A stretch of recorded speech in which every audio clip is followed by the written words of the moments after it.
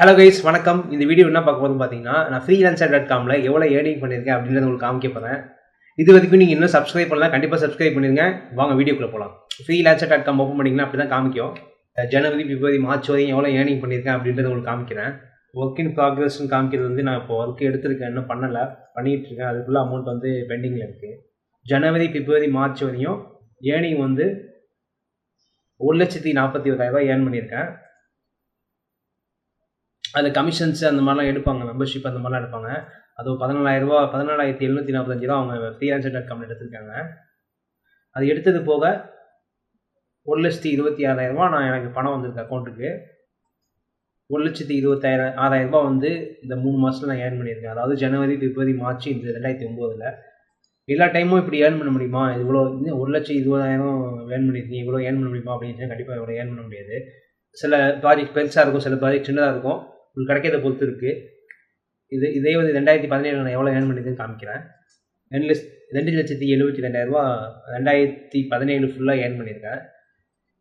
இது வந்து பார்த்தீங்கன்னா நான் ஃபுல் டைமாக நான் ஒர்க் பண்ண மாட்டேன். அதில் எப்போயாவது பார்ட் டைமாக நான் ஒர்க் பண்ணுவேன். லைக் வீக்லி ஒன்ஸு அந்த மாதிரி ட்வைஸு அந்த மாதிரி ஒர்க் பண்ணுவேன். மேக்ஸிமம் பார்த்தீங்கன்னா நைட் டைமில் தான் ஒர்க் அதிகமாக வரும். ஏன்னா அங்கே யூஎஸ் டைம்லேருந்து அங்கே ஒர்க் வரனால யூஎஸ்லேருந்து ஒர்க் வரனால நைட் டைமில் தான் அதிகமாக ஒர்க் ப்ராஜெக்ட்லாம் வரும்.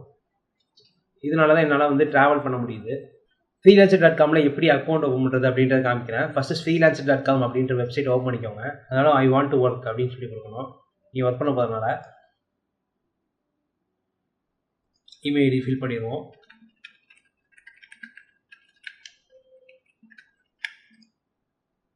யூசர் நேம் என்னென்னு வேணும் கேட்குது. யூசர் நேம் கொடுத்துருவோம். ஐ வாண்ட் டு ஒர்க்கா ஐ வாண்ட் ஹியர்னு கேட்குது. ஐ வாண்ட் டு ஒர்க்னே கொடுத்துடலாம். நீங்கள் ரிஜிஸ்டர் பண்ணதுக்கப்புறம் இது மாதிரி ஒரு பேஜ் காமிக்கும். இதில் எப்படி என்னன்னா உங்கள் ஸ்கில்ஸ்லாம் வந்து இதில் தான் அப்டேட் பண்ணணும். உங்களுக்கு வெப்சைட் செய்ய தெரிஞ்சதுன்னா வெப்சைட் ஸ்கில்ஸ் ஆட் பண்ணலாம். அதில் வந்து PHP, வேர்ட்ப்ரெஸ் அந்த மாதிரி வெப்சைட் சம்மந்தப்பட்ட எல்லாமே இருக்கும். உங்களுக்கு என்னென்னலாம் தெரியுதோ அதை கொடுக்கலாம். ரைட்டிங் கண்டென்ட் தெரியும், டேட்டா என்ட்ரி அந்த மாதிரிலாம் தெரியும்னா இதில் article writing, copy writing, translation அந்த மாதிரி நிறையா இருக்குது. பிளாக் ரைட் பண்ணுறது, காப்பி டைப்பிங்கு, உங்களுக்கு பவர் பாயிண்ட் தெரிஞ்சால் பவர் பாயிண்ட்டு இதெல்லாம் வந்து நீங்கள் கொடுத்துட்டிங்கன்னா உங்களுக்கு இது சம்மந்தப்பட்ட நீங்கள் ஜாப்லாம் எடுக்கலாம். உங்களுக்கு இதில் மீடியா இருக்குது, டிசைன் மீடியா இருக்குது, ஃபோட்டோஷாப்பு, வீடியோ எடிட்டிங்கு எல்லாமே மீடியா சம்மந்தப்பட்ட எல்லாமே இருக்கும். அது என்னவோ பார்த்துக்கலாம்.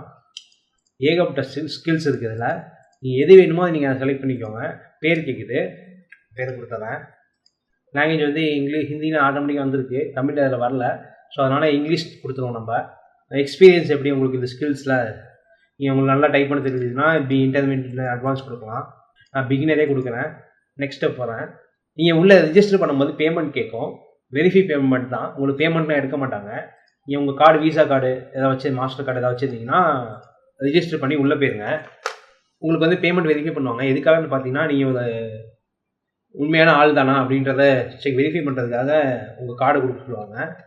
நீங்கள் பேமெண்ட் வெரிஃபை பண்ணதுக்கப்புறம் உள்ளே போயிடும். இதை நீங்கள் ப்ராஜெக்ட்ஸ் எப்படி எடுக்கணும்னு பார்த்தீங்கன்னா இது மேலே ப்ரௌஸ்ன்னு இருக்கும். ப்ரௌஸில் போய் ப்ராஜெக்ட்ஸ்ன்னு இருக்கும். ஓப்பன் ஆகிடுச்சுன்னா இதில் இருக்க ஸ்கில்ஸுக்கு தகுந்த மாதிரி உங்களுக்கு வந்து ப்ராஜெக்ட்ஸ்லாம் வரும்.